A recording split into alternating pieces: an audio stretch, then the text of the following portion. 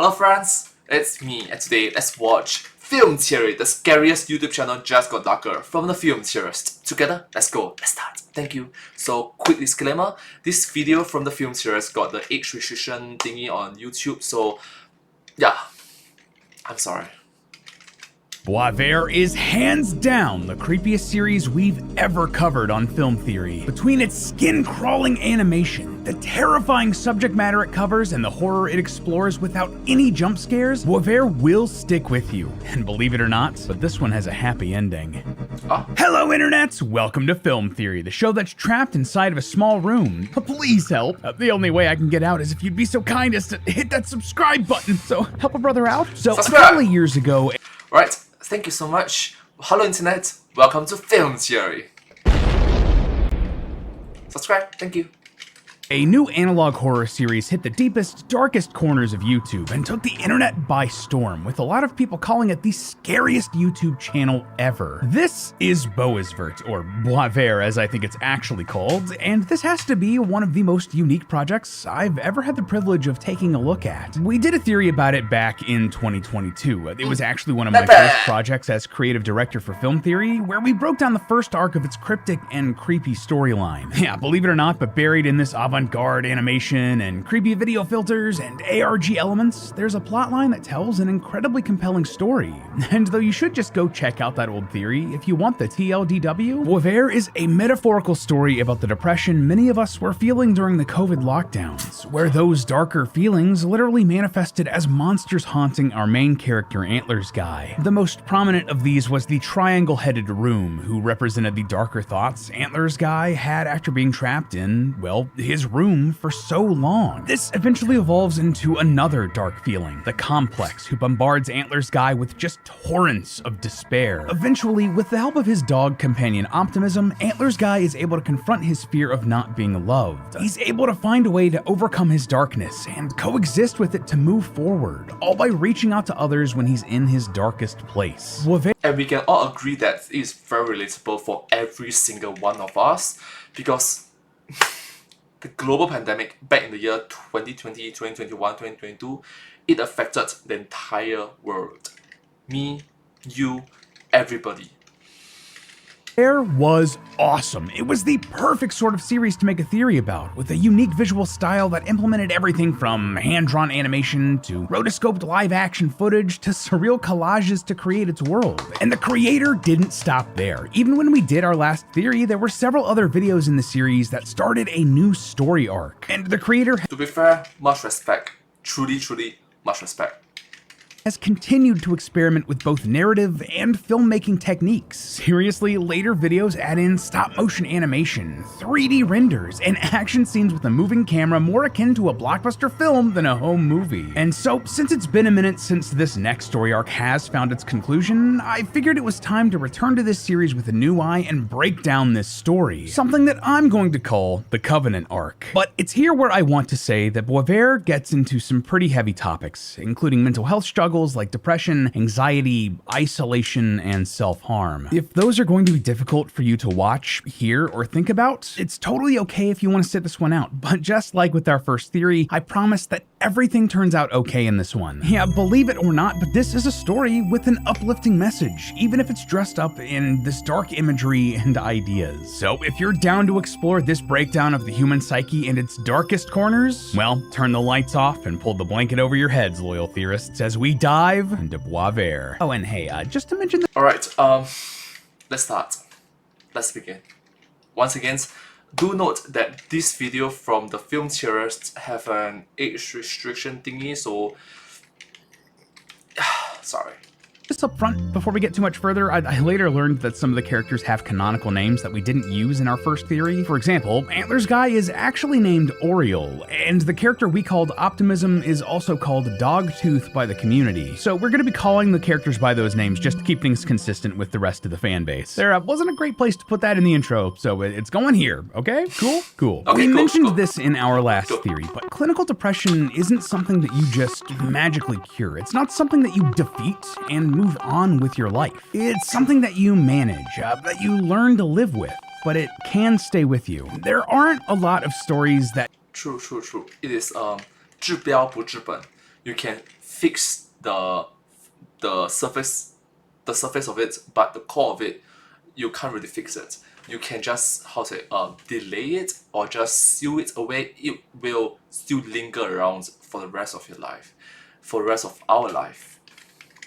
It is part and parcel of growing up for everyone of us. Deal with the direct aftermath of battling that depression, but Boisvert tackles that head on. We see this in the first video after the complex arc ends, Ashes.mp4, where Oriole has started beating himself up again after working on his next project. He even briefly reverts back into Room, backsliding slightly into more depressive episodes. And in the video Narrowing, Room has completely taken control again as Oriole is wrapped in barbed wire. Dialogue in this video straight up says, quote, "As hard as it may be to believe, he is still burning." This continues the burning motif from the first arc, which straight up has a video called Burning.mp4, and yet, funnily enough, even in that feeling, there is some hope. The description for Burning.mp4, one of the first videos in the series, says, quote, "I have been reduced to ash." And the description of Ashes.mp4 reads, "What comes after ash." So even through that pain, there is something on the other side, even if it takes a bit to get to, which will be the big theme of this story arc coming up. Now, the sort of pain that is the engine for so much of history's art can come from so many places, but you don't have to face that pain alone thanks to ZocDoc, the sponsor of today's theory. I think everyone's dealt with the type of pain we're talking about, right? Whether you have an injury or a sickness or even just struggles with your own thoughts, a lot of the times it can be debilitating, and it might feel like the only thing you can do is make art about it. I know I've been there before. Since taking care of myself took a lot of time and effort to find doctors to help soothe that pain, but thankfully you don't have to deal with fixing it all on your own. The solution is simple, actually. ZocDoc. ZocDoc is a free website where you can search and compare high-quality in-network doctors, choose the right one for your needs, and click instantly to book an appointment. They don't provide you the care themselves, they connect you with the professionals who know what they're doing. From dentistry, eye care, skin care, and most importantly for today's topic, Boisvert, mental health, and nearly everything in between. ZocDoc makes it easy to book in-network appointments with more than 100,000 healthcare professionals. With ZocDoc, you can filter for doctors by insurance, location, and specialties, and see reviews by verified patients so you can choose the best, most convenient care for you. When you've found the doctor you need, you can see their actual appointment openings, choose a time that works for you, and instantly book it with just a few clicks. Plus, ZocDoc helps you get appointments fast, typically within just 24 to 72 hours of booking, and you can even score same-day appointments. And there's no need to call a doctor's office and wait on hold either, especially if you hate talking on the phone, because ZocDoc lets you do everything online. So if you want to stop putting off appointments and get the care you actually need from real professionals, go to ZocDoc.com/thefilmtheorists or click the link in the description to find a top-rated doctor today. Thanks again to ZocDoc for sponsoring this theory. And let's get back into the creepy world of Boisvert. Anyway, Let's be honest with each other. I genuinely think that this ad read suits very well with what we are going to watch later in this video from the Film Theorists. And also, thank you so much for supporting the Film Theorists. Thank you. the rest of Narrowing features a strange, video game-esque dialogue sequence between the Complex and the viewer, though I believe the viewer has taken the point of view of the Complex's old adversary, the optimistic Dogtooth. Why? Well, just take a look at some of the dialogue options here. They're all openly hostile towards the Complex, and specifically, quote, "I will bite off the entrapped limb." That's something that dogs and wolves have been known to do when trapped by hunters. But then that begs the question, why is Dogtooth having this chat with Complex, its enemy? Well, Complex explains that Oriole is no longer having his pain numbed, and despite their formal rivalry, both want to crush Oriole's pain. There are messages hidden in American Sign Language throughout this video, telling us, quote, "The question they asked him remains unanswered. He has moved past me, not beyond me," end quote. This means that despite the Complex having been defeated, it's still part of Oriole and wants to help. So the two form a sort of uneasy alliance, working together hand in hand. Tentacle and paw, whatever, you get it. By the video A Love Letter later, we get yet another incredible musical track as Dogtooth hunts down Room, hoping to cut the despair out of Oriole, intent on saving him by doing so. Honestly, the theme of cutting off darker parts of yourself is a recurring part in this story, since the battle features the Bible verse Matthew 5:30. And if your right hand causes you to stumble, cut it off and throw it away. It is better for you to lose one part of your body than for your whole body to go into hell. But the Room overpowers Dogtooth, saying, "Your ideals will cost us everything. It will not matter when we speak. It will not matter when we sing. This is the only way in which it matters." What Room is saying here is that everything Oriole is doing, the things he says and the art he makes, they only have meaning if they're rooted in his pain. That's a very dark way to look at this sort of expression, but it's a common way people have looked at the tortured artist archetype over the years. Returning to the fight, Dogtooth and Complex fight Room, though the Complex loses its head during the battle. The Room is driven to the brink of death before the Angel once again appears, questioning why Room continues to live in despair, only for the Room to say that he doesn't deserve anything better. I am owed nothing. When the Angel asks what has become of his songs and his joy, Room says that they're forfeit. He has no interest in uplifting art, and instead he wants to forever be negative. But that is the wrong answer. The Angel says that there is nothing left for them to say, and Dogtooth finally defeats the Room by stabbing him in the back. He then approaches the Room and holds up his hand, forming the American Sign Language symbol for "I love you." Messages in French then flash on the screen reading, "There is only one happiness in life. It is to love and be loved. Don't hide anymore. Stick the knife in your throat. This is how we go." And that right there is the message of Boisvert distilled down into one sentence. It's to love yourself and allow yourself to be loved no matter how dark things appear to have gotten. But of course, that's not the end to this story. Honestly, those videos felt more like a wrap-up. Alright, I don't get it. I get the first part, love and be loved. That is a very positive message. Yes, it is right. Okay, I don't get the second part. I honestly don't get the second part. Throat? UGG. I don't get it. To the first arc we covered in our last. Someone in chat type in.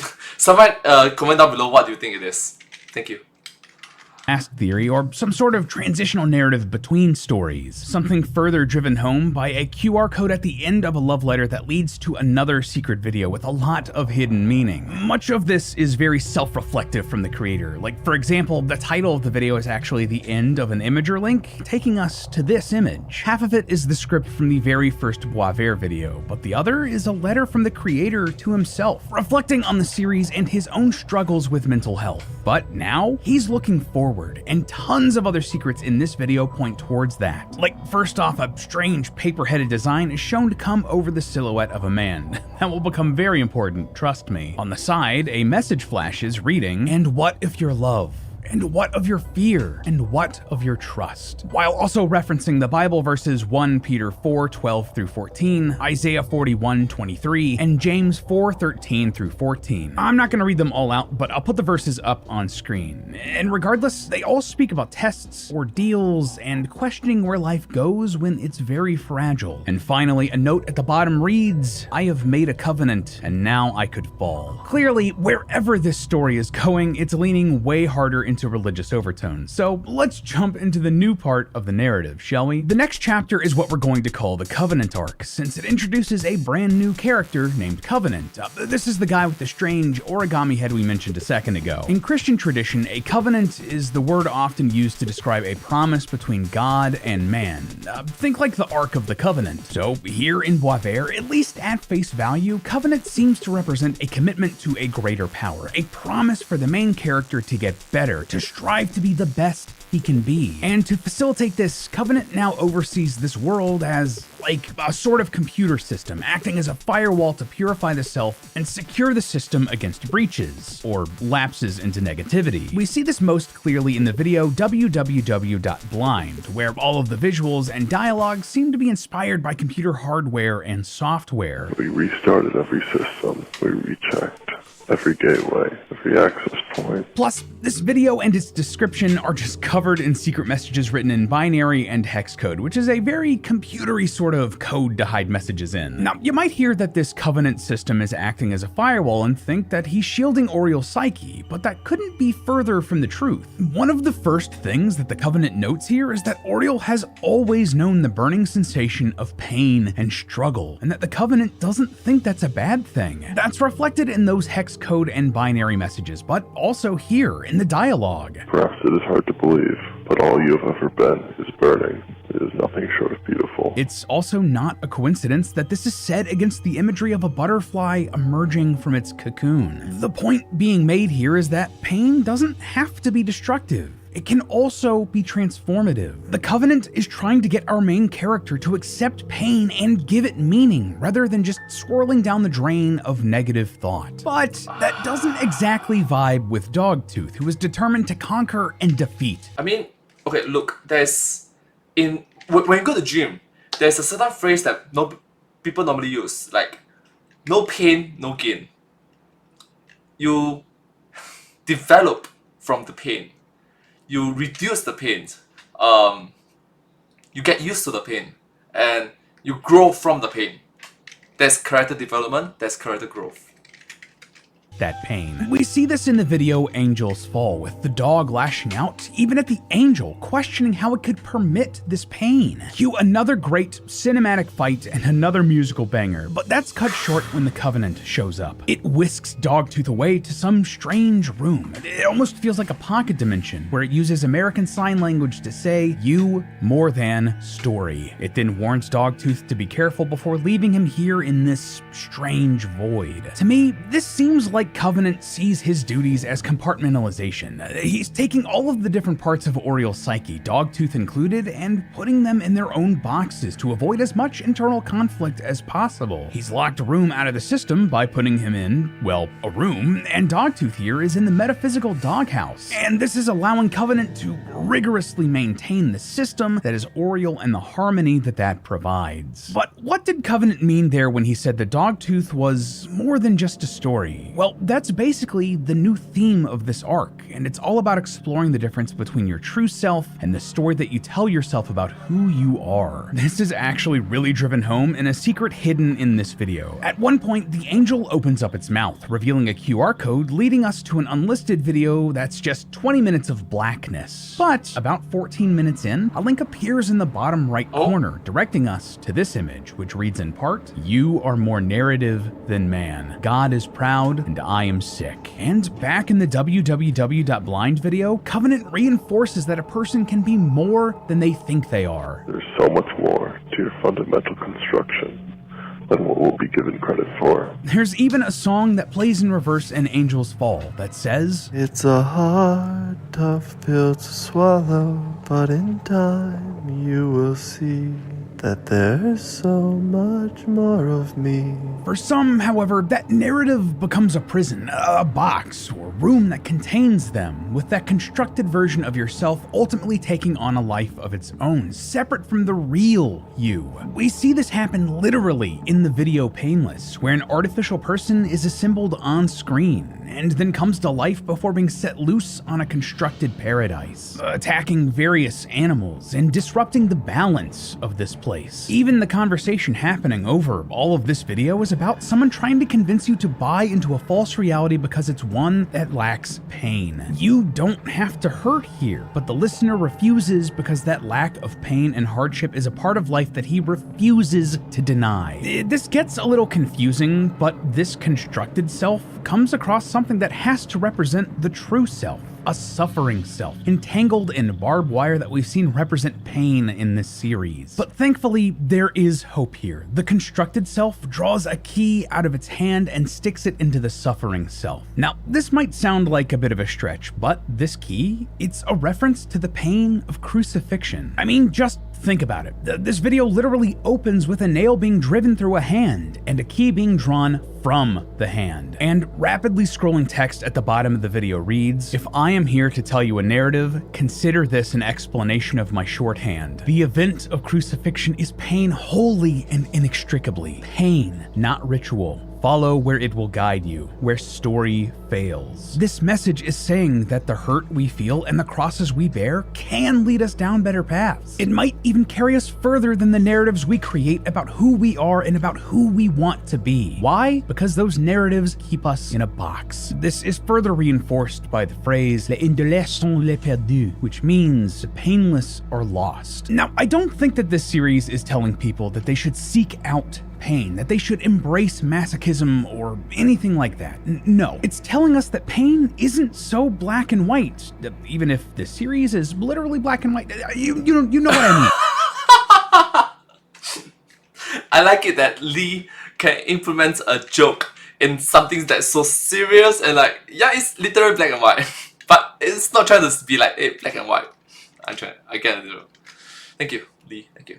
No, there are shades of gray, too. The pain we encounter in our lives can lead us to change that we need, helping us carve a path forward into something bigger and better. And sometimes it's those that do not allow themselves to feel or process that pain that remain lost, stuck in their despair. That is Yep. The lack of character growth. After all, we are all humans. Not everything in life is black and white. There's a lot of grey and there are different shades of grey. And humans are habitual creatures. We get very comfortable with what we have been doing as a habit for the past days, weeks, months, years, decades. You suddenly want us to change. It is painful. It is hurtful. Look, from my experience, okay, this is my weight. This was my weight. 135.2 kg. My current weight right now, as I'm speaking to you, is 96.9 kg. Do you really think that it was easy? Of course not. Being comfortable, being lazy on bed is so much more comfortable and easy. There's no pain, there's no hurt, but I know that inevitably speaking, it will lead me, in a future me, future humdrum, is gonna regret it. Future humdrum is gonna die early. Future humdrum is gonna have heart that is not able to jump, walk, or run. Right now, I can do hundreds of push-ups. Bam, bam, bam. You asked me back then in January, I can't. The humdrum back then could have easily said, so tired. I don't want to suffer through all the pain. It's hurt. It's harmful to my body. Let me just stop. But then, somewhere deep in my mind is like, stop. Stop these ridiculous excuses as reasoning and better your life. I know this pain will be there, but the pain is not for the bad thing, it's for the good thing. Go for a walk, go for a run, do 5 push-ups. It's gonna hurt your body, yeah, but you're gonna grow. That's literally what every single human does. How do you think I learned to walk? How do you think we learn to walk? As kids, we try to stand, we fall, we hurt ourselves, we cry. We try again, we try to stand again, we fail, we hurt ourselves, we cry. And when we actually do learn how to stand, yes! After thousands of tries, thousands of failures, thousands of injuries, we succeeded at standing. Now try walking. We fail thousands of times again, we hurt ourselves thousands of times again, maybe blood come out from our shin, from our knees, from our ankles. It's a lot of pain, a lot of crying, a lot of hurt, a lot of harm to our body, but we still continue doing it until we learn to walk. Then next is jog, run. You get the point, don't you? This sort of normal human character growth is part and parcel of life.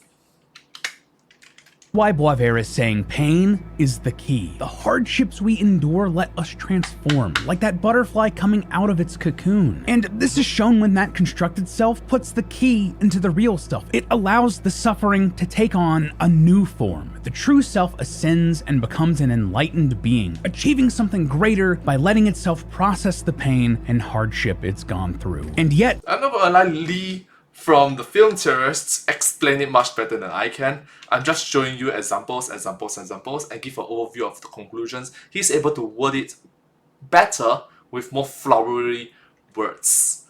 big words, you know, and more compassionate, sympathetic words. I'll give you examples.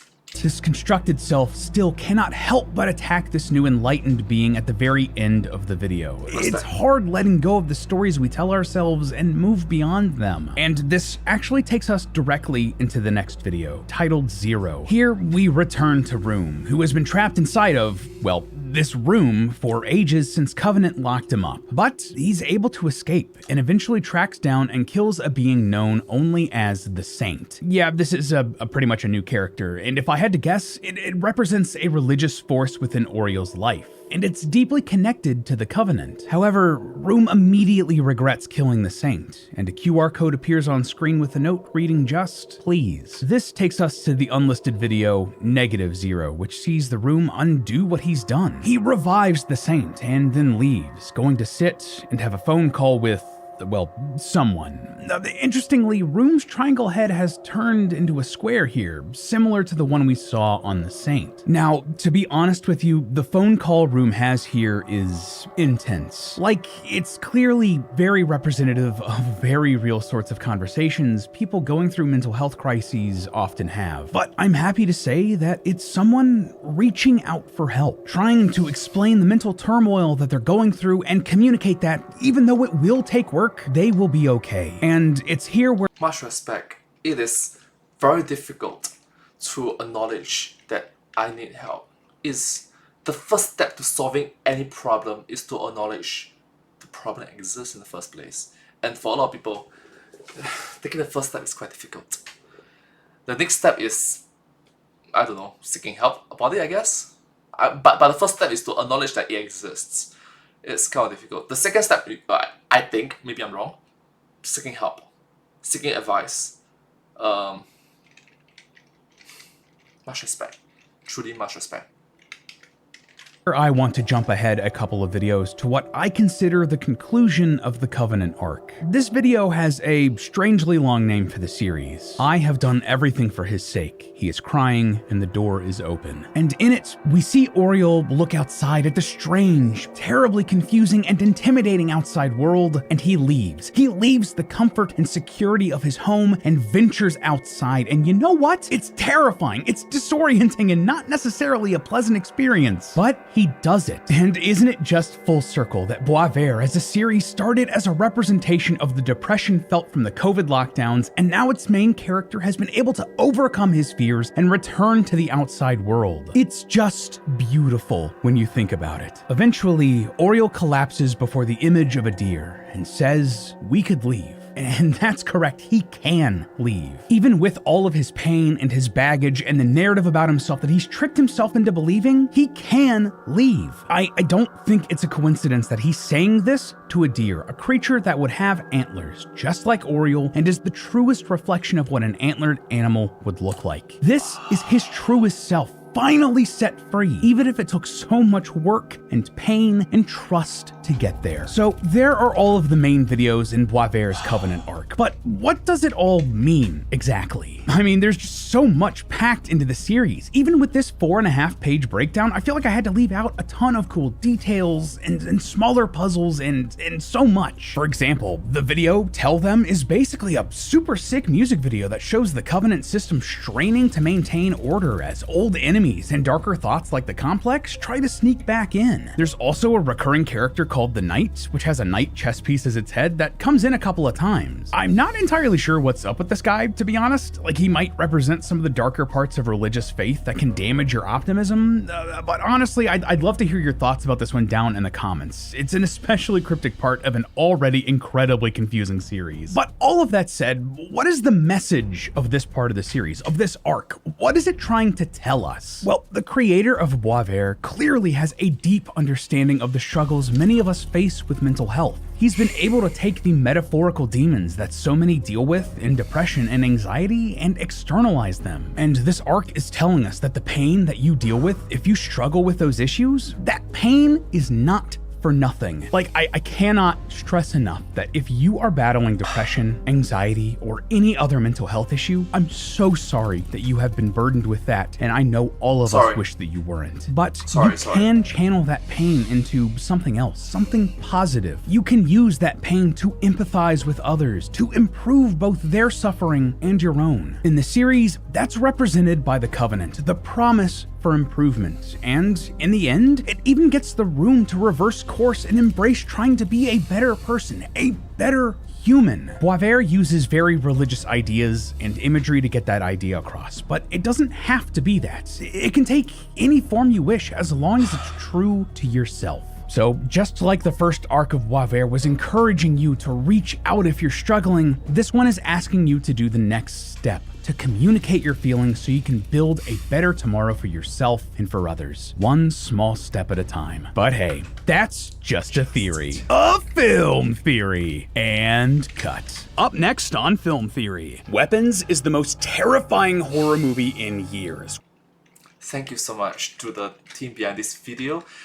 You guys did a great job at ending this very, dark episode with a bright, shining light. A shining, bright light. Bright, shining light, shining, bright. Oh. You get the point, you get the point. Thank you so much for this happy ending at the end. Thanks from Singapore. Truly appreciate it. But hey, that's just a theory. A film theory. And cut. I'm not gonna lie, I kind of understand why there is an age restriction thing on YouTube right now.